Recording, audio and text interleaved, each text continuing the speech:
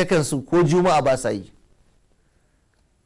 Wasu ma suna ganin ma ku ne ma juma'a, kai gama garin mutum kai ne juma'a ta zamanto wajibi a kanka, amma shi baya ganin cewa juma'a wajibi ne a kan shi.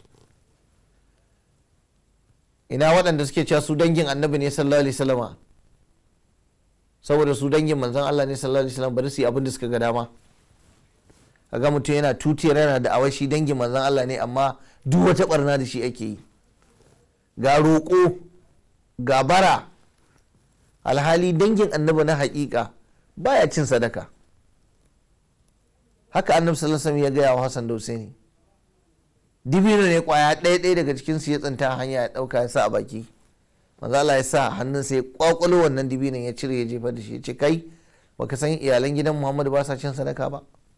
To yau ga waɗanda suke da awan su iyalan gidan manzon Allah ne, su suka fi kowa cin sadaka. Mutum ya zo ya tsare kai ce saboda shi jikan annabi ne, yana cikin iyalan gidan annabi ahlul baiti ne, ka ba shi sadaka. Ka duba wani wata aksiya, wato yadda aka canja abin aka juya shi ga baki daya. So sayyidina Umar ibn al-Khattab ya yi wa wannan bawan Allah nasiha cewa matsayinka da kusancinka da annabi kada ya dauki hankalin ka, je babu wata dangantaka tsakaninka da Allah in ba bauta ba.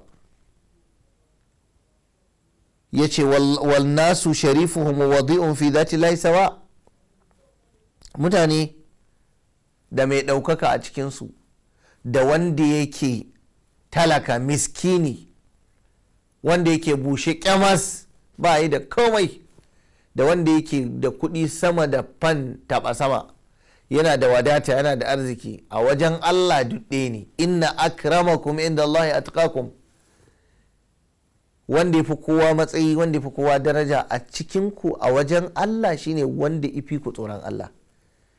Ashe idan ina so in samu matsayi a wajen Allah, to ya kamata in kokari na gina takawa, na gina tsoron Allah, na gina bin Ubangiji a cikin zuciyata sama da ta dan uwana. Duk wanda ya wannan to zai zama yana da matsayi a wajen Allah sama da matsayin dan uwansa da danginsa da yake la'alla yake gani ko abokin shi.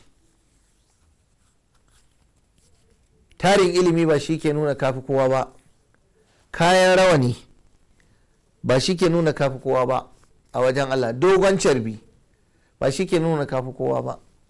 Takawa tsoron Allah, wanda Allah ce takawa hahuna, takawa kuma tana nan tana nan. Ya kamata mu fahimci wannan dan zai taimaka mana kwarai da gaske.